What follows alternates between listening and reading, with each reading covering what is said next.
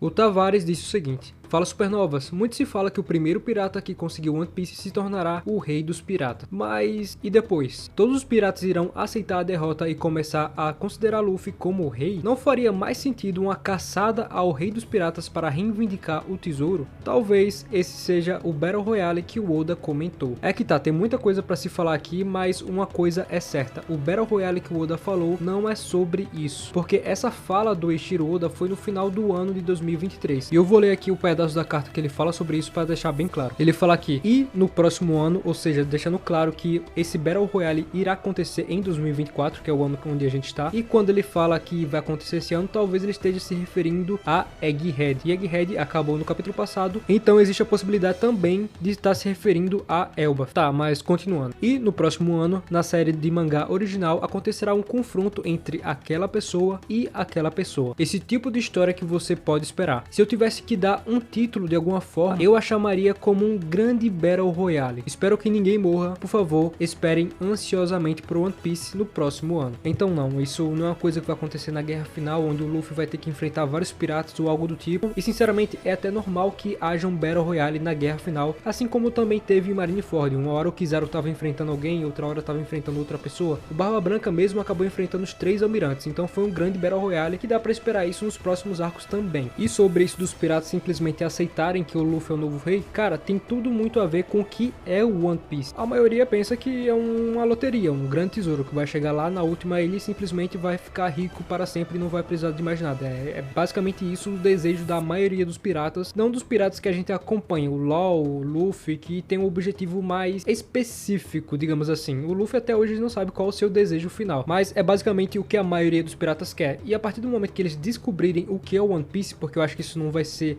um segredo para o mundo, eles vão entender. A mensagem do Vegapunk já é muito sobre isso, sobre alertar o mundo, então eles vão entender o Luffy como um salvador, entre aspas, digamos assim, ou simplesmente eles vão valorizar a figura do Luffy, vão respeitar a figura do Luffy, assim como respeitaram a figura do Roger. Na verdade a gente não sabe muito bem como funcionava a relação dos outros piratas com o Roger, mas tinha um certo tipo de respeito, afinal todo mundo escutou pianinho as últimas palavras do Rei dos Piratas. E galera, sejam bem-vindos a mais um Supernovas Respondem, no canal Supernovas, o canal favorito do Eiichiro Oda. Caso vocês queiram participar dos próximos vídeos Supernovas Respondem, que acontece quase de forma quinzenal e muitas vezes semanal, é só você seguir a gente lá no Instagram, @canal Supernovas, ou ficar ligado simplesmente aqui na comunidade do YouTube. Foi onde esse último post foi feito e vocês fizeram muitas perguntas, muitos questionamentos, muitas teorias sobre a nossa expectativa de Elbaf, e é basicamente o que eu vou tentar responder aqui da melhor maneira possível. Sem mais delongas, vamos logo para a próxima pergunta. O Alan, que é um inscrito que tá sempre comentando aí, um inscrito bem presente,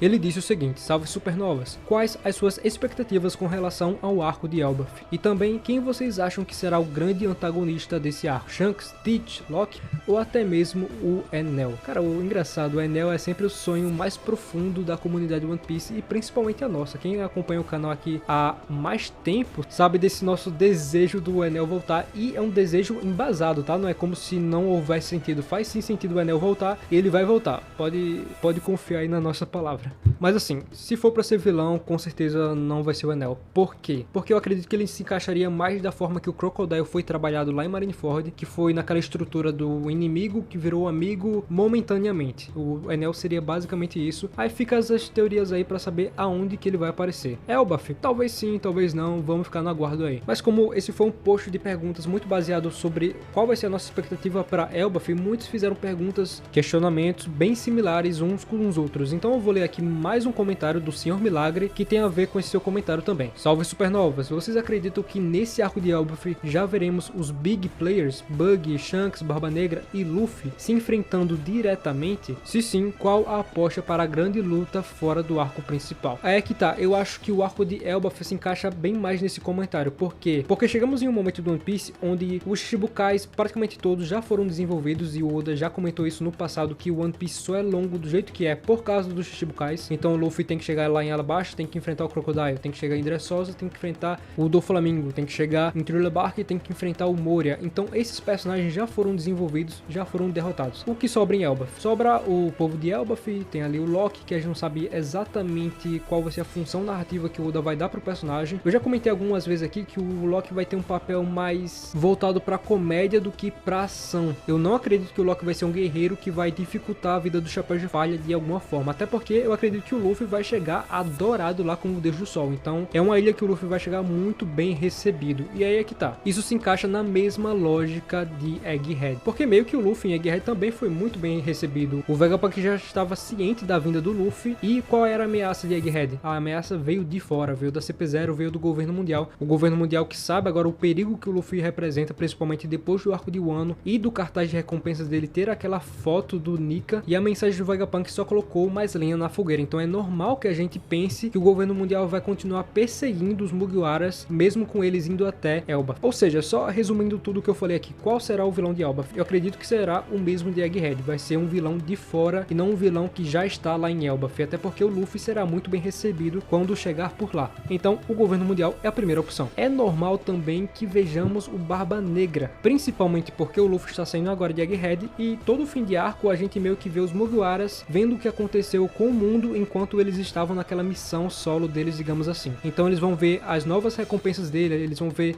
as novas notícias que aconteceram no mundo e provavelmente o Luffy vai ver o que aconteceu com seu avô Garp na ilha lá de Hashinozu, que é a ilha do Barba Negra. Além disso, a Purin tá com o Barba Negra, né? Tá capturada, que é o principal interesse amoroso do nosso personagem querido cozinheiro Sanji. Então uma coisa pode acabar ligando com a outra no arco de Elbaf e também pode ter algum interesse do Barba Negra, que já falou que tem interesse no Homem da Cicatriz e que muito se fala que é o Jaguar de Sal. Ok, a gente já tem aqui duas opções. E a terceira opção aqui que eu vou comentar é por que não ser o Insama? Normalmente o Luffy tem várias lutas com o antagonista principal da obra ou daquele arco específico. Por exemplo, ele lutou com o Crocodile 3 vezes, perdeu 2. Lutou com o Kaido também 3 vezes, perdeu 2. Então por que não ele ter esse primeiro encontro com o Insama, finalmente revelando sua aparência? Porque é aquele famoso ditado: se você quer uma coisa bem feita, faça você mesmo. E ele manda os Gorosei dar conta da confusão de Egghead e eles não conseguiram resolver. Tá bom, talvez eu tenha chutado muito alto aqui, provavelmente o Insama não vai ser o vilão de Elbaf, mas não custa sonhar. E o Luconico disse o seguinte: salve supernovas, será que teria alguma possibilidade do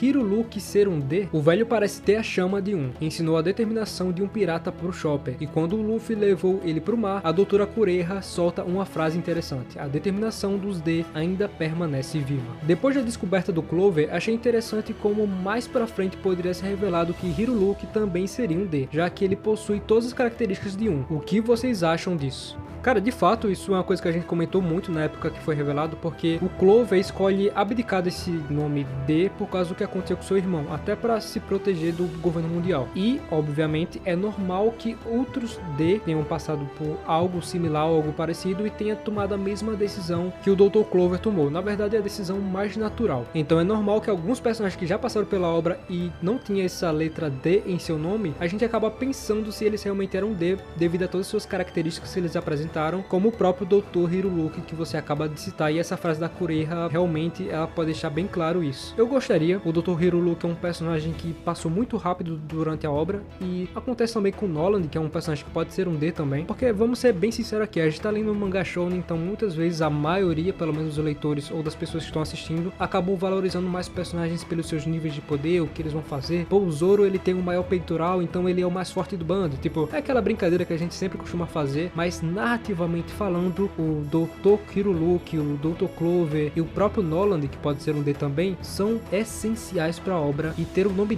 D nesses personagens fortifica muito mais o que o Oda quer passar aqui. Eles não têm nenhum feito de força, não tem nada disso, mas o que eles fizeram é uma coisa muito marcante, e eu não sei se isso é só uma percepção minha ou se vocês perceberam também, mas o Oda tem trazido esse nome D, essa letra D, e até o desejo, a vontade herdada com mais ênfase aqui no arco de de Wano e no arco de Egghead, que são os últimos arcos. Ou seja, ele tem esse objetivo de fortalecer ainda mais isso aqui. É tanto que a gente não vê nenhum inimigo sendo derrotado. O que importa mais aqui em Egghead é o texto, é o que o Oda quer passar. Não se o Luffy vai conseguir derrotar os Gorosei, não se o Luffy vai conseguir encontrar a fraqueza dos Gorosei. Cara, o final de Egghead é total anticlimático. É o robô gigante pegando um laço, aquele poder deixado por Joy Boy, com seu Haki do Rei fazendo que os Gorosei fossem derrotados momentaneamente e não o Luffy em si derrotando eles. Então foi uma coisa totalmente diferente. Então sim, se for pra chutar aqui um personagem que possa ser um D, o Hiruluki é um cara que eu acredito muito e que eu gostaria muito também. E o Shadow disse o seguinte: e se o Joy Boy foi transformado num brinquedo e todos esqueceram dele, menos os tripulantes dele e Imu? Cara, aí é que tá, se ele foi transformado em brinquedo, ninguém deveria lembrar da existência dele. Ou seja, a história do Joy Boy começa a partir do momento em que ele se torna um brinquedo. Essa é uma teoria que eu notei que vem ficando forte, é uma teoria que a gente já trouxe aqui pro canal, foi 2 vídeos atrás. Então é esse que tá aparecendo aí na tela, é uma teoria muito boa, e Léo adiciona alguns pensamentos dele a essa teoria que, cara, eu editei esse vídeo, eu não conhecia nada sobre essa teoria, enquanto eu editava, enquanto eu escutava Léo falar, eu ficava tipo, caramba, eu nunca pensei nisso, nunca imaginei isso, mas até que faz sentido. É aquele tipo de teoria que você pensa, cara, isso nunca vai acontecer, jamais, mas quando você escuta, você pensa, cara, se acontecer, seria bem bacana. Eu recomendo muito que vocês deem uma olhada nesse vídeo. Tudo começou com a forma que o Oda resolveu desenhar esse personagem, o Joy Boy, e até então, a forma como o Oda desenha certas proporções aqui no mangá de One Piece sempre foram uma coisa que as galera comentava, mas não dava muita bola, porque é até normal que haja alguns erros aqui e outros erros ali. Por exemplo, a própria Ema. O Oden, cara, o Oden é gigante, o Oden é muito alto, e a espada Ema fica ok nele, um tamanho ok. E o Zoro, que é bem menor que o Oden, pega a Ema e é como se a espada não fosse uma espada gigante, sabe? Então existe ali uns erros de proporções. Essa própria cena do Joy Boy dá a entender que a perna dele tá mais distante que a outra, e a própria mão, que muita gente fala que parece um gancho, também tá mais distante, e por isso que pode estar mais fino do que a outra parte do corpo. Mas até que se prove que é isso, ou se não é isso, a galera tá livre pra teorizar. Muito se falou sobre aquilo ser uma perna de pau, muito se falou sobre aquilo finalmente ser o pirata do tapa-olho, e é por isso que eu confesso que eu estou com um pouco de raiva do nosso japonês favorito, o Eiichiro Oda, porque ele desenha demais, cara. Ele desenha muito essas sombras nos personagens, essa silhueta que não mostra exatamente quem são os personagens, a aparência dos personagens. Ele usa muito